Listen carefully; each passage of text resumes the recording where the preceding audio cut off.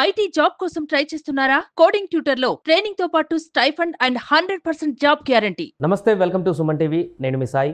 దేశవ్యాప్తంగా రాష్ట్రాలలో ఉన్నటువంటి ముఖ్యమంత్రులు బెస్ట్ ముఖ్యమంత్రులుగా ఒక కొత్త జాబితాను విడుదల చేసింది ఒక జాతీయ వార్తా సంస్థ. దీంట్లో ఆంధ్రప్రదేశ్ ముఖ్యమంత్రి చంద్రబాబుకి ఏ స్థానం లభించింది, మొదటి స్థానంలో ఎవరున్నారు, ఏ ప్రాతిపాదికన ఈ ర్యాంకులను ప్రకటించారు, దీనికి సంబంధించి మనం మాట్లాడదాం. మనతో పాటు Suman TV news chief editor Keshav గారు ఉన్నారు. సార్ నమస్తే. నమస్తే. సో జాతీయ వార్తా సంస్థ ప్రకటించినటువంటి జాబితాలో ఆంధ్రప్రదేశ్ సంబంధించినటువంటి ముఖ్యమంత్రి చంద్రబాబు కూడా టాప్ 5లోనే ఉన్నటువంటి పరిస్థితి. సో ఇది ఎంతవరకు నమ్మొచ్చు, ఏ యాక్యురసీగా దీన్ని తీస్తారు? జనరల్గా ప్రముఖ సంస్థ ఇండియా టుడే అనేది, అలానే సీఓటర్ అనేది సర్వే ఏజెన్సీలో బెస్ట్ ఏజెన్సీ అనేటువంటి ట్రాక్ రికార్డు ఉన్నటువంటి సంస్థ. ప్రతి సంవత్సరం ఇప్పుడే కాదు, దాదాపు ఒక 15 ఏళ్ళుగా 20 ఏళ్ళుగా ఇది ఒక ఆనవాయితీగా ఎప్పటికప్పుడు పబ్లిక్ పల్స్ తెలుసుకునేటువంటి క్రమంలో మూడ్ ఆఫ్ ద నేషన్ పేరుతో ఈ performing chief ministers list, best chief ministers అనేటువంటి ఒక లిస్ట్ని ప్రజెంట్ చేస్తూ వస్తుంది. అందులో భాగంగానే ఈసారి కూడా ఒక డేటా రిలీజ్ చేసింది. ఎందుకంటే గవర్నమెంట్స్ ఫామ్ అయ్యి మనకి 2 నెలలే అయినాయి, కానీ మిగతా చోట్ల ఏడాది పైన అయినటువంటి గవర్నమెంట్స్ ఉన్నాయి. ఎవ్రీ ఇయర్ తీసుకునేటువంటి డేటా ప్రకారం ఈసారి తీసుకుంటే 2 నెలల సమయంలోనే ఏపీ సీఎం టాప్ 5లోకి రావడం, అది డెఫినెట్లీ ఒక అచీవ్మెంట్. ఎందుకంటే గత రికార్డ్స్ ప్రకారం చూస్తే జగన్మోహన్ రెడ్డి గారు గత 5 సంవత్సరాల్లో 2022లో మొదటిసారిగా టాప్ 10లోకి వచ్చారు, 10th పొజిషన్లో ఉన్నారు. తర్వాత 23, 24, 23లో లేదు, 10లోకి లేరు, వెనక్కి జరిగిపోయింది. సో ఇప్పుడు చంద్రబాబు నాయుడు గారు ఏపీ సీఎంగా, పెర్ఫార్మింగ్ సీఎంగా, అంటే ఇందులో 2 క్రైటీరియాస్ తీసుకుంటారు. వాళ్ళు తీసుకుంటున్నటువంటి డెసిషన్ మేకింగ్ పవర్ ఒకటి, ఇంకో వైపు నుంచి చూస్తే అభివృద్ధి విషయంలో వాళ్ళు అనుసరిస్తున్నటువంటి పంద విధానం, జనరంజకమైనటువంటి పరిపాలన. అందుకనే మోస్ట్ పాపులర్ సీఎంస్ అనేటువంటి పదాన్ని ఉపయోగిస్తున్నారు. సో ఆ క్రమంలో సీఓటర్ ఇండియా టుడే రిలీజ్ చేసినటువంటి జాబితాలో top position Uttar Pradesh chief minister Yogi Adityanath దక్కింది. తర్వాత second position Arvind Kejriwal, third position Mamata Banerjee. ఇవి కొంచెం ఇంట్రెస్టింగ్గా ఉన్నాయి, ఎందుకంటే అరవింద్ కేజ్రీవాల్ ఆల్రెడీ జైలు పాలైన చాలా రోజుల నుంచి, నెలల నుంచి అందరూ జైల్లో ఉన్నారు, రెండో ర్యాంక్లోనే ఉంది. ఇంకొక ఇంట్రెస్టింగ్ ఫ్యాక్టర్ ఏంటంటే లాస్ట్ 3 లిస్టుల్లో కూడా second position Arvind Kejriwal, first position change అయింది. ఎగ్జాంపుల్కి 2023 లిస్ట్ మనం 22 లిస్ట్ మనం చూస్తే కనుక best performing chief minister Naveen Patnaik వచ్చారు. ఈసారి నవీన్ పట్నాయక్ గవర్నమెంటే పోయింది. సో 22లో బెస్ట్ పర్ఫార్మింగ్ చీఫ్ మినిస్టర్గా ఉన్న నవీన్ పట్నాయక్ 2023కి వచ్చేసరికి ఆయన పొజిషన్ డ్రాప్ అయింది. 2023లో మళ్ళీ ఆయన 5వ స్థానానికి పడిపోయారు. 2024 వచ్చేసరికి పొజిషన్ పడిపోయారు. సో ఈ 2 జాబితాల్లో కూడా మనం ఒకటి గమనిస్తే సెకండ్ పొజిషన్లో అరవింద్ కేజ్రీవాల్, థర్డ్ పొజిషన్లో మాత్రం కొంచెం చేంజెస్ వచ్చినాయి. సెకండ్ పొజిషన్లో అయితే అరవింద్ కేజ్రీవాల్ కంటిన్యూ అవుతూనే ఉన్నారు. థర్డ్ పొజిషన్లో హిమంతా బిశ్వాస్, అస్సాం చీఫ్ మినిస్టర్ 2023లో, 2022లో ఆయన థర్డ్ పొజిషన్లో ఉన్నారు. 2023లో మమతా బెనర్జీనే థర్డ్ పొజిషన్లో ఉన్నారు. మళ్ళీ ఇప్పుడు మమతా బెనర్జీనే థర్డ్ పొజిషన్కి వచ్చారు. సో మమతా బెనర్జీ కూడా ఒక రకంగా కంటిన్యూస్గా థర్డ్ పొజిషన్ని రిటైన్ చేసుకున్నట్టు మనం చూడాలి. అంటే ఈ సర్వే ఈ గత కొద్ది రోజుల నుంచి జరుగుతున్న ఆందోళన నిర్వహించినటువంటి, అంటే మన ఈ లాస్ట్ 2 months నుంచి తీసుకున్నటువంటి డేటా ప్రకారం చేసింది కాబట్టి ఈ 9వ తారీఖు ఇన్సిడెంట్తో దీనికి సంబంధం లేదు కదా. తర్వాత ఎలా ఉందనేది అదొక ఇంట్రెస్టింగ్ ఫ్యాక్టర్ అవుతుంది.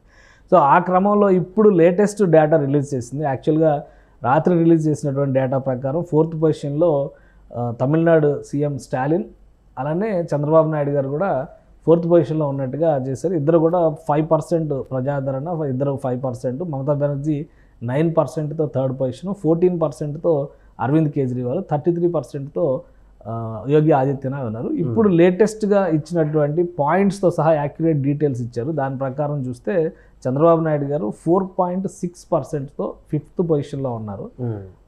4.7%తో స్టాలిన్ స్టాలిన్ సీఎం 4th పొజిషన్లో ఉన్నారు. థర్డ్, సెకండ్ ఇవి ఏంటంటే పెద్ద వేరియేషన్స్ ఉన్నాయి. బట్ ఈ 4th and 5thకి 0.1% మాత్రమే వేరియేషన్ ఉంది. తమిళనాడులో గవర్నమెంట్ ఫామ్ అయ్యి దాదాపు 2 ఏళ్ళు అవుతుంది, ఎందుకంటే వాళ్ళు రేపు 26లో ఎలక్షన్స్ ప్రిపేర్ అయిపోతున్నారు. సో ఇది 3rd year. ఇక్కడ చంద్రబాబు నాయుడు గారు గవర్నమెంట్ ఫామ్ అయ్యి 2 నెలలు అవుతుంది. సో ఈ 2 నెలల్లో 4.6% ప్రజాదరణతో 5th పొజిషన్ రావడం అనేది మామూలు విషయం కాదు. సో ఇంకా టైం ముందర ఉంది కాబట్టి ఆయన డైనమిక్ డెసిషన్స్ ఏ విధంగా ఉండబోతున్నాయి, పర్ఫార్మింగ్ చీఫ్ మినిస్టర్గా తనదైన శైలిలో ఈసారి ఈ టర్మ్ ఒక ప్రత్యేకమైనటువంటి ముద్ర వేయాలి, రాష్ట్ర భవిష్యత్తు కోసమే కట్టుబడి ఉండాలనేటువంటి సంకల్పంతో ఏపీ సీఎం ఉన్నారు. ప్రభుత్వాన్ని కూడా అదే రీతిలో నడిపించే ప్రయత్నాలు చేస్తున్నారు. అలానే కూటమితో ఉన్నటువంటి సఖ్యత జాతీయ స్థాయిలో కూడా ఆయన కలిసి వస్తున్నటువంటి పరిస్థితి ఉంది. ఈ అన్ని అంశాలు కలిపి చూసినప్పుడు బెస్ట్ టాప్ 3లోకి రావడం పెద్ద కష్టమైనటువంటి అంశం కాకపోవచ్చు. మేబీ ఇంకా టైం ఉంది కాబట్టి చంద్రబాబు నాయుడు గారి ర్యాంకింగ్స్ పుంజుకోవడానికి అయితే అవకాశాలు పుష్కలంగా ఉన్నాయి. కానీ తెలంగాణలో కూడా ఆల్మోస్ట్ 7-8 నెలలు అవుతుంది ఇక్కడ కూడా సీఎం వచ్చేసి, కొత్త సీఎం వచ్చేసి. బట్ ఆ లిస్ట్లో ఆయన దగ్గరలో లేనట్టు కనిపిస్తుంది.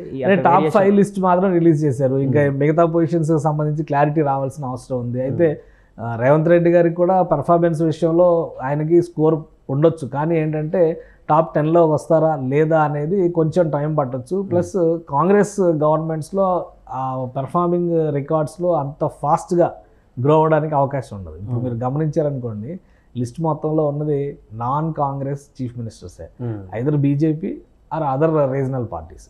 అంతేగాని కాంగ్రెస్ నుంచి వచ్చిన వాళ్ళు ఎక్కడ కూడా రేటింగ్లో లేరు. సో దానికి వేరే రీజన్స్ ఉండొచ్చు. రాష్ట్రాల్లో కూడా చాలా రాష్ట్రాల్లో ప్రభుత్వంలో లేదు కాంగ్రెస్. యాక్చువల్లీ కర్ణాటక పెద్ద రాష్ట్రం, అక్కడ ఛాన్సెస్ ఉండొచ్చు. ఇక్కడ తెలంగాణ ఒక రకంగా ఇప్పుడున్నటువంటి రాష్ట్రాల్లో ఇది కూడా ఒక ముఖ్యమైన పెద్ద రాష్ట్రం కింద మనం పరిగణించాల్సి ఉంటుంది. సో చిన్న రాష్ట్రం అని చెప్పడానికి అవకాశం లేదు తెలంగాణని, ఇప్పుడు ఉన్నటువంటి ఓవరాల్ రాష్ట్రాల సైజులను బట్టి చూస్తే కనుక. కాబట్టి ఆ విషయంలో కాంగ్రెస్ చీఫ్ మినిస్టర్స్ ఇంకొంచెం ఆలోచించుకోవాల్సినటువంటి అవసరం ఉంటుంది. బహుశా రేవంత్ రెడ్డి గారు ఏమన్నా ఆ స్కోర్ పుంజుకుంటారేమో చూడాలి, ఎందుకంటే తెలంగాణను కూడా కన్సిడర్ చేయొచ్చు. అయితే ప్రజా వ్యతిరేకత కూడా అదే స్థాయిలో కొన్ని విషయాల్లో వస్తున్నటువంటి పరిస్థితి ఉంది. అంటే ఎన్నికల హామీల అమలు విషయంలో ఈ ప్రభుత్వం పైన విపక్షం చేస్తున్నటువంటి ప్రచారం కూడా దీనికి అడ్వాంటేజ్ అవుతుంది. ఎందుకంటే దాన్ని స్ట్రాంగ్గా కౌంటర్ చేయలేనటువంటి వ్యవస్థలు కాంగ్రెస్లో ఉన్నప్పుడు అవతల పార్టీ ఇంకా దూకుడుగా ముందుకు, రీజనల్ పార్టీకి ఆ లిమిట్స్ ఉండవు. అందుకని చెప్పని రీజనల్ పార్టీస్ కొంచెం దూకుడుగా వెళ్ళడానికి అవకాశం ఉంది. ఏది చేసినా, మంచి చేసినా కానీ దాన్ని చెడుగానే ప్రొజెక్ట్ చేసేటువంటి అవకాశం ఉండొచ్చు.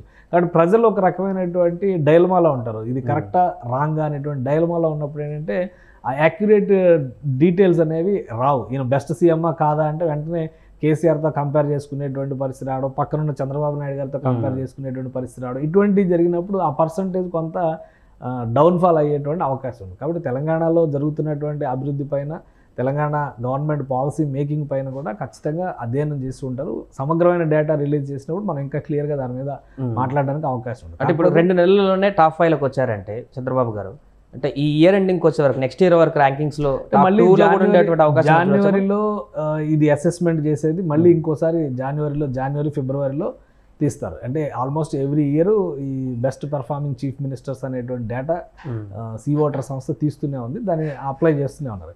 సో ఆ క్రమంలో చూసినప్పుడు 6 నెలలు అనేది చాలా అడ్వాంటేజ్. అంటే ఇప్పుడున్న పరిస్థితుల్లో ఇంకొక 4-5 నెలల సమయం ఉంది కాబట్టి అడ్వాంటేజెస్ సిచ్యుయేషన్స్లోకి ఏపీ సీఎం వెళ్ళడానికి అవకాశం ఉంటుంది. Very minor variation between Tamil Nadu and Andhra Pradesh. So ఆ 0.1% క్రాస్ చేయడం పెద్ద కష్టమైనటువంటి పని కాకపోవచ్చు చంద్రబాబు నాయుడు గారికి, ఎందుకంటే ముందు చాలా కార్యక్రమాలు ఉన్నాయి. రాబోయేటువంటి రోజుల్లో ఆయన పోలవరం పనులు ప్రారంభించేటువంటి ప్రయత్నం నవంబర్లో ముహూర్తాన్ని పెట్టుకొని ఉన్నారు. ఎందుకంటే వరద తీవ్రత తగ్గడం, కొంత అంటే నదికి వచ్చేటువంటి నీటి పరిమాణం తగ్గుతుంది కాబట్టి ఆ సమయంలో డయాఫ్రమ్ వాల్ నిర్మాణం పనుల మీద దృష్టి పెడుతున్నారు. 3 నెలల్లో నిర్మాణం చేసేలాగా ప్రణాళికలు సిద్ధం చేస్తున్నారు. సెంట్రల్ గవర్నమెంట్ కూడా దాన్ని యాక్సెప్ట్ చేస్తుంది. ఆ అప్రూవల్స్ వచ్చినాయి అనుకోండి, అటువంటి పెద్ద ప్రాజెక్ట్స్ ఇమీడియట్గా టేకప్ చేసినా కానీ, తర్వాత అమరావతి నిర్మాణానికి సంబంధించి ఒక టార్గెట్ పెట్టారు, 9 నెలల్లో గృహప్రవేశాలు చేయాలి. ఎందుకంటే ఆల్రెడీ 80% 90% కంప్లీట్ అయినటువంటి బిల్డింగ్స్ అక్కడ రెడీగా ఉన్నాయి. కాకపోతే 5 ఏళ్ల నిర్లక్ష్యం ప్రతిఫలంగా అక్కడ కొంత దెబ్బతిన్నటువంటివి ఉన్నాయి. కాబట్టి వాటన్నిటినీ కూడా అవసరమైనటువంటి రిపేర్లు చేయడమా, దాన్ని మళ్ళీ రీమోడల్ చేయడమా అనేటువంటి కాన్సెప్ట్తో ఇక్కడ వర్క్ చేస్తున్నారు. ఇది ఒకటి ఇంపార్టెంట్. ఇంకొకటి సెంట్రల్ గవర్నమెంట్ అప్రూవల్తో రైల్వే జోన్కి సంబంధించి అతి త్వరలో భూమి పూజ జరగబోతుంది అనేటువంటి సంకేతాలు చాలా స్పష్టంగా ఉన్నాయి. సో ఇవన్నీ కూడా పర్ఫార్మెన్స్ కేటగిరీలో వచ్చేసరికి చంద్రబాబు నాయుడుకి యాడెడ్ అడ్వాంటేజ్ అవుతాయి. అలానే ఆయన ఇప్పుడు వరల్డ్ బ్యాంక్ బృందాలతో కానీ, ఏషియన్ డెవలప్మెంట్ బ్యాంక్ బృందాలతో కానీ, ప్రైవేట్ పార్టీస్తో కానీ, నిన్న కూడా ఆయన గోద్రేజ్ చైర్మన్తో భేటీ అయ్యారు. సో టాటా చైర్మన్తో భేటీ అయ్యారు. ఇవన్నీ పెద్ద పెద్ద సంస్థల నుంచి, పెద్ద పెద్ద గ్రూపుల నుంచి వస్తున్నారు అనమాట. ఆయన గోద్రేజ్ సంస్థ ఆల్రెడీ అనౌన్స్ చేసింది 2,800 కోట్ల రూపాయల పెట్టుబడిని ఏపీలో మేము పెట్టబోతున్నాం అని చెప్పింది. సో ఇటువంటి ఇన్వెస్ట్మెంట్ ప్లాన్స్ ఇవన్నీ వచ్చినప్పుడు ఏంటంటే ఆటోమేటిక్గా పర్ఫార్మెన్స్ లెవెల్స్ ఇంప్రూవ్ అయ్యేటువంటి ఛాన్సెస్ ఉంటాయి. ఖచ్చితంగా టాప్ 1కి వెళ్ళినా కానీ ఆశ్చర్యపోవాల్సినటువంటి అవసరం లేదు. ఎందుకంటే యోగి ఆదిత్యనాథ్ గారి పర్ఫార్మెన్స్ మొత్తం కూడా సెంట్రల్ గవర్నమెంట్ సపోర్ట్ మీద ఆధారపడి నడుస్తున్నారు. అది అందరికీ తెలిసినటువంటి విషయం. ఎందుకంటే home state for Narendra Modi also. మనం గుజరాత్ సీఎంగా చూస్తాం ఆయన్ని, మాజీ అప్పటి సీఎం అన్న యాంగిల్లో. బట్ ఇప్పుడు రిప్రజెంట్ చేస్తున్న ఆయన 15 ఏళ్ళుగా ఉత్తరప్రదేశ్కే కదా. సో ఆయన సొంత రాష్ట్రంగా భావిస్తున్నారు కాబట్టి అక్కడ డెవలప్మెంట్ ఆస్పెక్ట్లో సెంట్రల్ గవర్నమెంట్ కంట్రిబ్యూషన్ కూడా కన్సిడరబుల్ రేంజ్లో ఉంది. కానీ ఆంధ్రప్రదేశ్కి అటువంటి వెసులుబాటు లేదు. ఆయన కూటమి ప్రభుత్వంగా వచ్చింది కాబట్టి ఈసారి అది అడ్వాంటేజ్ తీసుకునేటువంటి ప్రయత్నాల్లో చంద్రబాబు నాయుడు గారు చాలా బిజీగా ఉన్నారు. నేషనల్ పాలిటిక్స్ జోలికి పోకుండా ఎప్పుడు నేషనల్ లీడర్స్ని కలిసినా కానీ స్టేట్ ప్రయోజనాల మీద ఫోకస్ పెడుతుంది. అది చాలా క్లియర్గా కనిపిస్తుంది. సో ఇది డెఫినెట్గా ఒక పర్ఫార్మింగ్ చీఫ్ మినిస్టర్ లెవెల్స్ని పెంచేటువంటి అంశంగా మనం కన్సిడర్ చేయాల్సి ఉంటుంది. కాబట్టి జనవరిలో వచ్చేటువంటి రేటింగ్స్లో మీరు అన్నట్టుగా టాప్ 3లోకి రావచ్చు. టాప్ 1 పొజిషన్ గెయిన్ చేసినా కానీ ఆశ్చర్యపోవాల్సినటువంటి అవసరం లేదు. రైట్. అది మొత్తానికి ఆంధ్రప్రదేశ్ ముఖ్యమంత్రి చంద్రబాబు టాప్ 5లో స్థానాన్ని దక్కించుకున్నారు. జాతీయ మీడియా సంస్థ ఇచ్చినటువంటి సర్వే రిపోర్ట్లో 3 ఆఫ్ ది నేషన్లో టాప్ 5లో ఉన్నటువంటి అతి కొద్ది మంది ముఖ్యమంత్రుల్లో చంద్రబాబు నాయుడు టాప్ 5లో ఉంటూ ఈ 2 నెలల్లోనే, కొద్ది నెలల్లోనే, అధికారం వచ్చినటువంటి కొద్ది నెలల్లోనే ఆ స్థాయికి వచ్చారంటే ఇంకా రాబోయే రోజుల్లో మరింత ముందుకు వెళ్ళేటువంటి అవకాశం ఉన్నట్టుగా కూడా కనపడుతుంది. సుమన్ టీవీలో మీ పర్సనల్ అండ్ బిజినెస్ ప్రమోషన్స్ కోసం కింది నెంబర్కి కాంటాక్ట్ చేయండి.